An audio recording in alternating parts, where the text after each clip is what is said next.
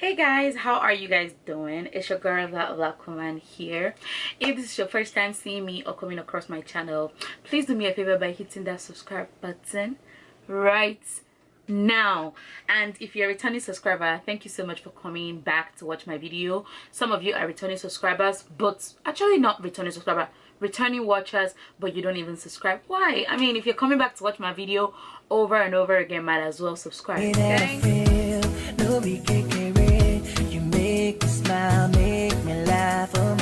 Today I am here to tell you guys about how I was able to get into nursing school with low GPA, how you guys, there's a lot going on. I don't even know which part I'll be touching, but I'll start from the basis and show you guys that you should never give up on your dreams, no matter what anybody says, no matter the situation that you meet yourself, no matter how life pull you back. If it's what you want, you should go for it. So this is my story and this is my experience with getting into nursing school. For those of you that did not know, I actually graduated high school in Nigeria.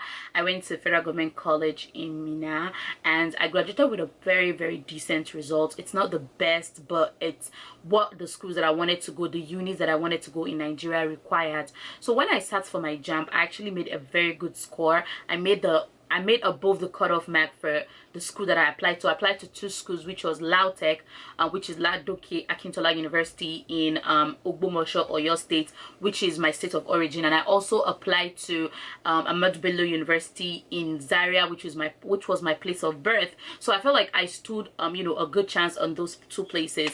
But when it came down to everything and I went to write my post jam, I decided to go write my post jam at ABU Zaria because it was more closer to home. It was still in another city, but it was more closer. I was still in the north and I would be more closer to my family. Even if I went to Ogbomosho, I would still be close to family, but I decided not to go that far because I am not very close with my extended family. So when I went to write my post jam, I did so well on my post jam. Honestly, I don't remember the score that I got exactly, but I did so well and I went above the cutoff mark for the department that I was going to, which was nursing. But when I came home, first list came out, my name was not on it. Second list came out, my name was not on it. And they have three lists. The last list is not really a list, like a complimentary list, like we dash you this admission, just come and enter. So I was hopeful for the complimentary list. I was praying that my name was on it. I kept praying, like, you guys need to see me. At that time I was losing hope. All my friends at that time had started school, a lot of them have gotten admitted into different schools, and I started schools and I was feeling some type of way because I was not stupid, like I was not dumb. I was very smart when it came to school. I've always been smart in school. So when the complimentary list came out and my name was not on it, I just lost every hope. And at this time I didn't even say that I was gonna move to America. It wasn't like, it was a plan. We've always talked about it. My family, we've always talked about how they wanted me to move to America, but it was not like serious at that time. I just knew that at the point in my life I will move to America because my dad was an American. So it was always bound to happen at a point, but I didn't know when it was gonna happen. Because I came from a family, like I was raised in a home where money was never the problem. Like there was money. So he was like, okay, why don't you just try to go to a private school or something. So the plan was to go to Bayes University in Abuja, which was a private uni in Abuja. Very expensive school, very expensive school. But then at that time my biological dad living in America here had already started plans for me to move to America. He was like, no, you can't go through all this stress. You passed your exams. The system in Nigeria is just fucked up. They would always give admission to those that have money first. So he started my movements down here. And honestly, that time I was, as much as I was happy that I was going to move to America at a point in my life, it was kind of depressing because at that point my friends had already started schools. All my friends were already going into uni. I knew my friends that were already in school, but I was still sitting home working on my visa, waiting for my visa to come through and everything. And honestly, that time I went through a great form of depression. Like I didn't want to leave the house. I was sad. And then to top it off, my family felt like instead of just sitting home, I should go learn a trade. Yes, my family is kind of like, they're educated, they have money, but they hate you sitting down in one place and being lazy. So the plan was for me to go and start learning hairdresser. So I learned how to do hair, in case you don't know. But me learning how to do hair was just around the house. So it was like literally around the house. It was a shop around the house where I was learning how to do hair. Honestly, I didn't really come out with a lot of skills in that because it was not my thing. It was just something for me to put my hands in so that when I come to America, I will even be be doing hair and be making money. So that was the whole plan of that part. Finally, after like a year after high school, I was able to get my visa and moved to America. So that's why I am in America right now. I moved to America and I moved with my sisters, so it wouldn't be just me. I moved to America with my 2 little sisters, and we moved in with my single dad, who had no idea, because my dad has moved to America since when we were little, like we were babies. So my dad did not have any idea of how it felt to live with people, with kids. So it was a new experience for all of us. We're getting to know our dads better because we've never lived together for that long. So it was a whole different experience, which I am very, very grateful because. So when I got here, I had a heart-to-heart talk with my dad when he asked me what I wanted to do, and I said, you know, nursing has always been my thing. Also, nursing in America is a lot of money. So when I told them that I wanted to do nursing, they were like, yes girl, you do know what you want to do. So my uncle, I have an uncle that knows about education and everything better than my dad, because my dad does not really know a lot about these things. So my uncle told me to go to a community college, that that way I would save money if I do all my prereqs at a community college and then transfer to nursing school, so I can finish my nursing degree if I want to do my just my basic RN, or if I wanted to do my BSN, and if I wanted to do CNA or LPN or whatever I wanted to do, just go start taking classes at a community college. And that's something that I would tell you if you're looking into going into nursing school. Just get your prereqs from a community college, because it is honestly very cheap. Classes at a community college are like 100 and something if you are in state. It took me a year to be in state, so for me to become, you know, in state, it took me a year. So my school fees was high at first. I didn't get financial aid at first, but then after a while, everything, after a year, and I've stayed in the States for a year, everything became normal, and I was getting all the things that citizens were getting, like financial aid. I was getting disbursement. They were giving me money for school, for my books, and my fees actually went down a lot. When I got into community college, I had an advisor. Her name was Mitzi. I will never forget her. I don't remember her last name, but the name we called her was Mitzi. She was putting me through. At that time, my plan was to finish all my prereqs within 2 years and then go into nursing at maybe UTA or another prestigious university, maybe Texas Women's University or something. So those are public universities, actually, just state-owned university and government-owned university. That was the plan. But while I was going through my classes, I kind of derailed because they transferred my advisor Mitzi to another place, and I did not have any contact with her anymore, and I was not bonding with any other advisor. Like, nobody was able to help me with what I wanted to know. So for those of you that know, my dad actually has his own business which he has to oversee, because he has a shop, he has a dealership, and also he has a mechanic shop which he always has to be there to oversee and everything. So basically, taking care of my sisters was fully my responsibility. I was already an adult. I was 18 when I came to America. I was just a little before my 18th birthday when I came to America, and then my sisters were minors, so it was like I was the one to take care of them. I had to learn how to drive because of them, because I had to drop them in school, I had to pick them from school. Like, school buses were not doing much for us because of where we were living and where they were going to school. I had to do most of the things. Since when we moved to America, I've actually had to raise my sisters by myself. My dad was there most of the time when he needed to be, but a lot of time he had to work, so all he was doing was giving us money, and I was doing the raising. Like, people think that I am people at that time, people thought I was unserious with my life, like I was not taking my school seriously, but then they didn't realize that sometimes I can be in class and Kenny's teacher will call, like, oh, we need you here right now, or I have class at 8 a.m. my dad has to go to work very early to go to the auction and buy cars, and then Kenny has maybe a PTA that I have to go to, that somebody has to show up, or else it might get us in trouble. Somebody just has to be there. So that's one of the reasons why my school kind of slowed down. At a point, I was not taking as much classes as I should. So fast forward to later time, I started dating somebody, which is a story for another day. But when I started dating this person, I was always spending my time with this person, and this person was not going to school or doing anything, so they were not motivating me to even do anything. I would literally skip class and go hang out with him. That was one of the most stupid things I have ever done in my life. Yeah, you can judge me for that. Even me, I have judged myself enough. I was dating this person, I stopped going to school, I was failing badly in school. I literally, my life went downhill when I was dating this person. I doing my work, I was not hanging out with my friends so that they can help me with my schoolwork. Rather, I was hanging out with this boyfriend of mine and just acting stupid. And for a whole year I actually did not take much classes, and I failed so much. Like I literally were getting, I was in my classes, I was getting, you know, D and F and drop, like withdrawal, because I had to withdraw. So I exhausted like I think 3 or 4 of my withdraw and drop chances.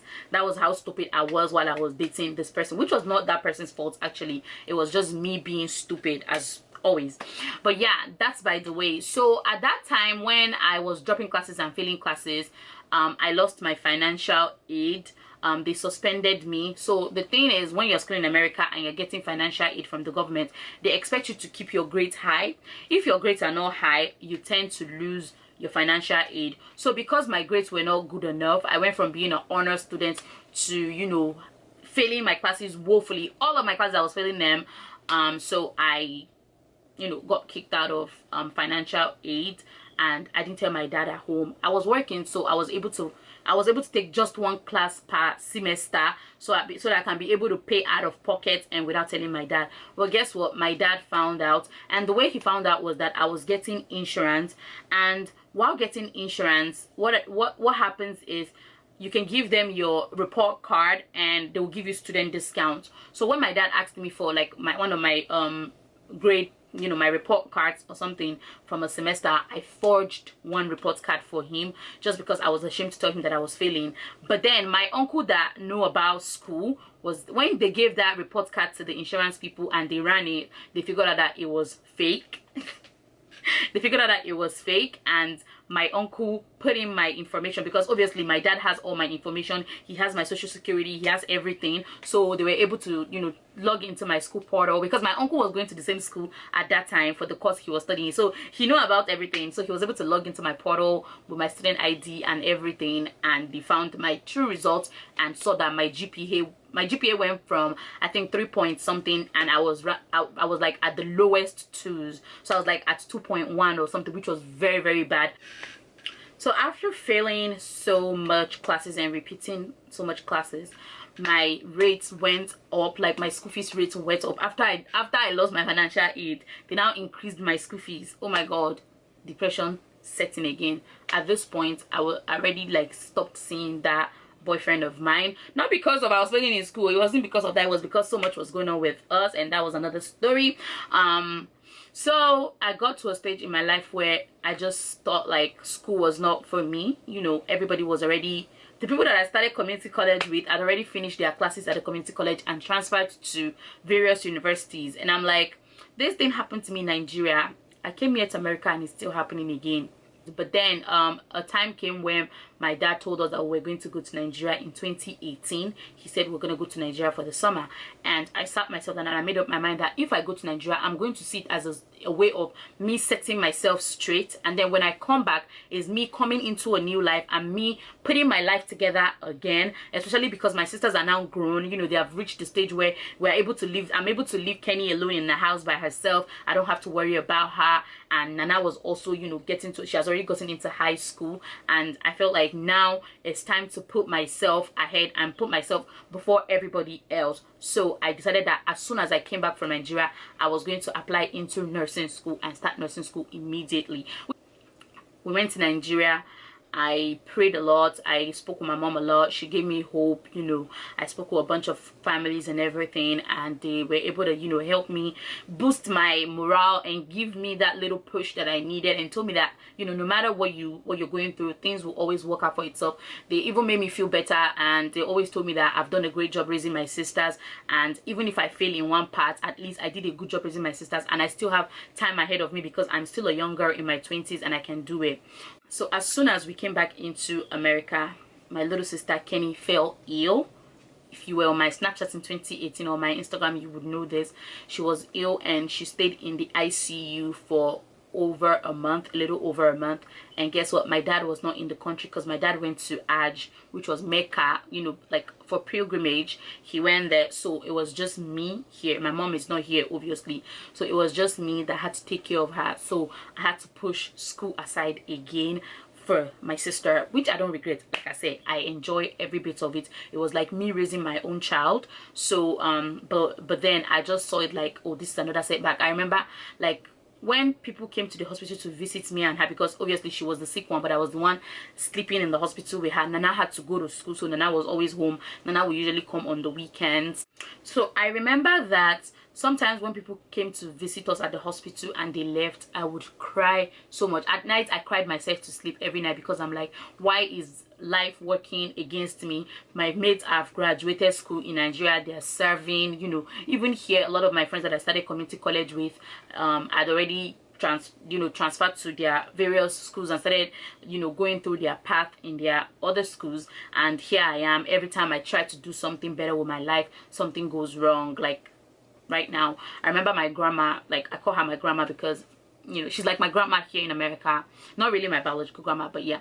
So she sat me down and she talked to me one day. She was like, look, whatever is going to come out great in life is going to have hurdles. Life will not always go straight. If your life goes straight, you will not appreciate, you know, the ups and downs of life.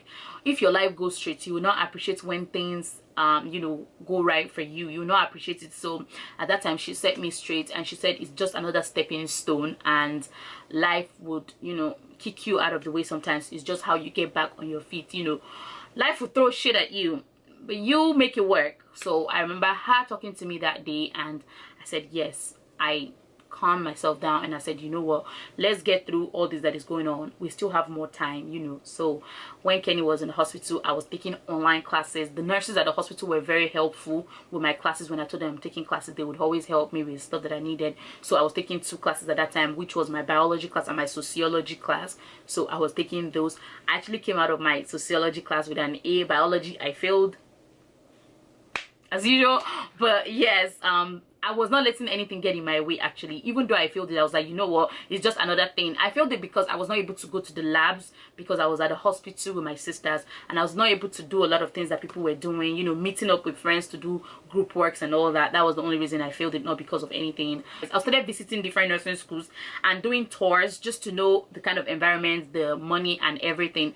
But deep down in my heart, I was still scared, because I'm like, hey God, like my GPA is not the best at this time. How am I going to do it? Like, how am I going to get into nursing school? Everybody says nursing school is very competitive. Like, and me, I don't have the best GPA. So it was another thing that I had to think about, like, how was I going to get into nursing school? So I started like praying, because at this point there was nothing else I can do. I have my transcripts, but it wasn't the best. Prayer was the next thing that I had to do, which has always been my thing. I've always been a prayerful person. So I started praying to God that, God, just do this thing for me.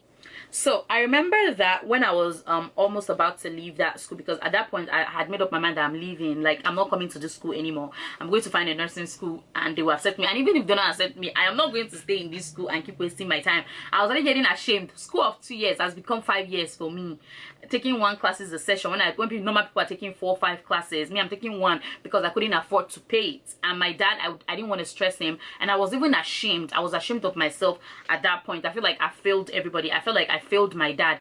So I spoke with an advisor and she went through my transcript, and I remember her telling me that, are you sure that is nursing you can do, because these grades cannot take you to, no nursing school will accept you.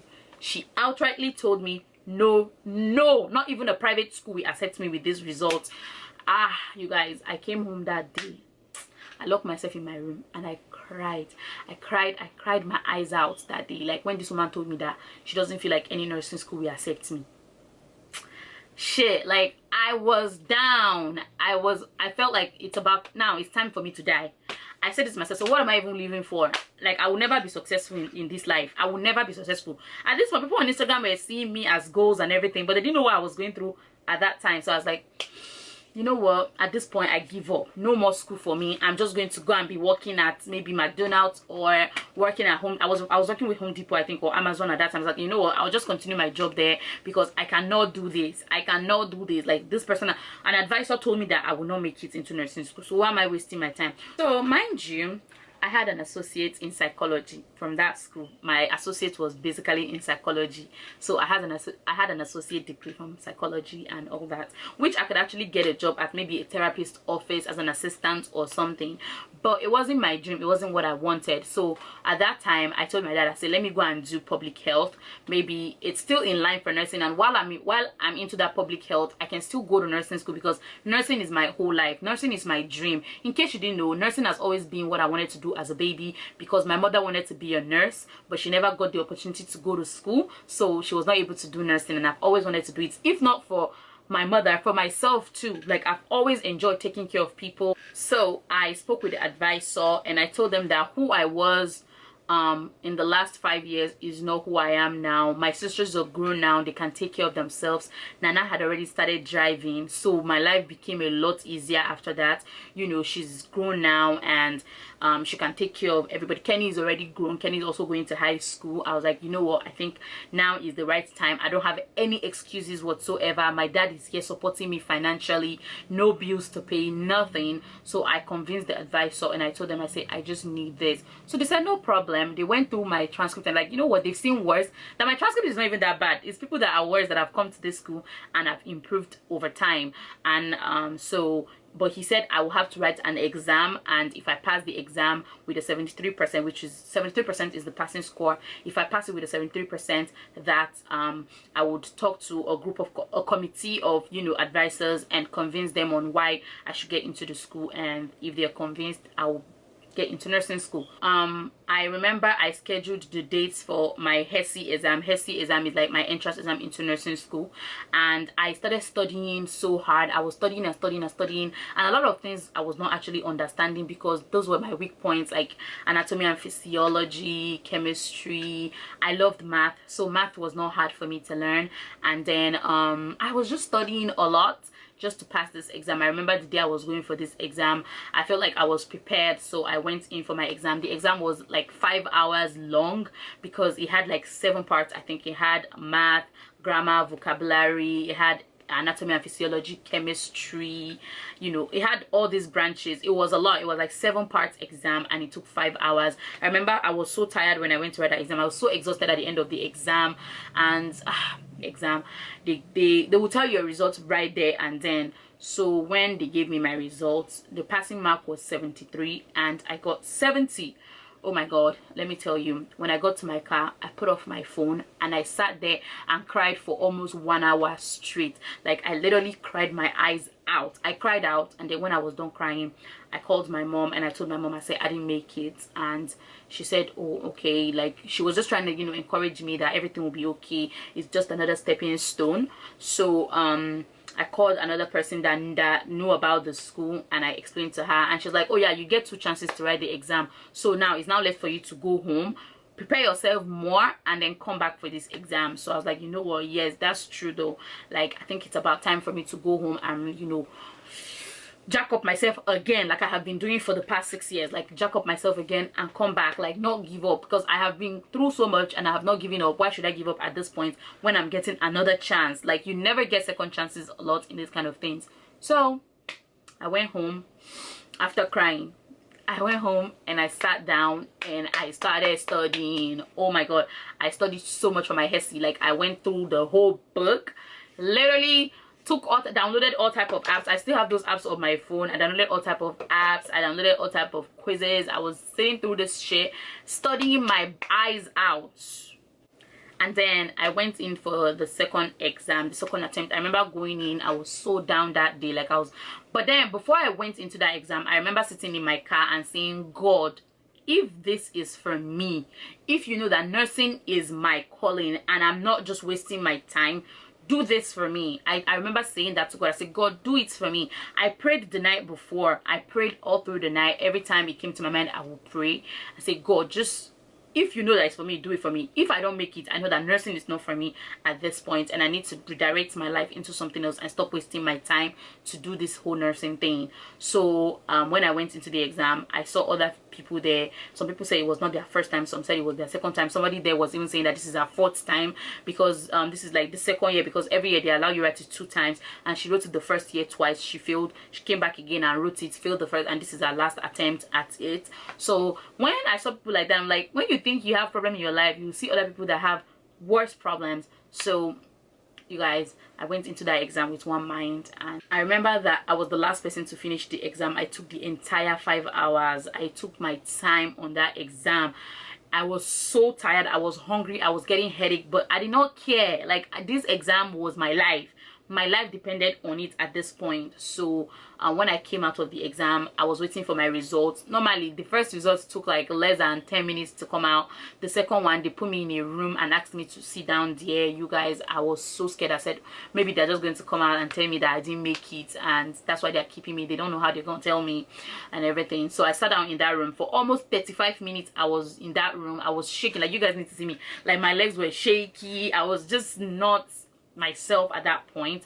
And then I remember the advisor coming in and sitting down. She was like, yeah, I know you did your best. I know you put in your best for this. I am very proud of you. I was so scared. I was like, hey God, whenever they start with I know you did your best, maybe something else is coming. But then she was like, you know what, you did absolutely amazing. You passed. Instead of with a 73, at this point I passed with a 92%. I passed. I aced my math. Like, my math, I got 100 on it. You guys, I screamed so loud. Like, I literally screamed so loud. I passed the HESI very well. For the second attempt, I did not have to go and convince any committee. My admission was going to be automatic if I get accepted. Passing did not mean I got accepted, but at least passing means I stand a chance to get accepted. So they told me to go home. I think I wrote my exam on a Tuesday, and they said they will contact me sometime during the week. And so I went home. I remember I was watching Jane the Virgin at that time. So when I came home, I continued watching my show. I was relaxed, and then a few days later I was in the house, and then my advisor called. And she said, congratulations, Amina, you have been accepted into Chamberlain University to pursue your BSN in nursing. And oh my God, I screamed. I literally busted out crying. I cried. I said, God, I thank God, because I know that I told God, I said, God, if this is for me, do it for me. And he did it. God came through. So that was my story from when I finished high school to now that I am in nursing school. So yes, now I'm in nursing school. I'm at Chamberlain, and I'm a sophomore already. And it's actually very amazing that no matter whatever you go through in life, just don't sit at home and watch other people be successful. You need to keep getting up. No matter what life throws at you, no matter how much you fall, you know, get up and do more for yourself. The line. I just wanted to come on here and tell you guys that my life is not what it seems. Like, a lot of people see me on social media and they think that, oh, this girl got her shit together, her life is perfect, you know, she's doing awesome. But then nobody actually knows what I have gone through in my life, and nobody actually knows my story besides my closest friends.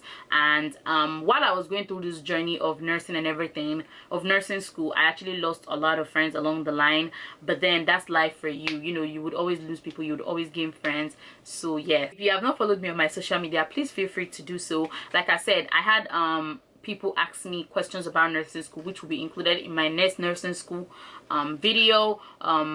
You guys watch out for that, because I'll be answering all your questions. So if you have any question regarding nursing school, or how I got into nursing school, or any other thing that you feel like I did not talk about in this video, please feel free to message me on Instagram, DM me on Instagram, and I promise to look through it. And then I will see you guys in my next one. Love you guys, and stay safe, okay? Bye.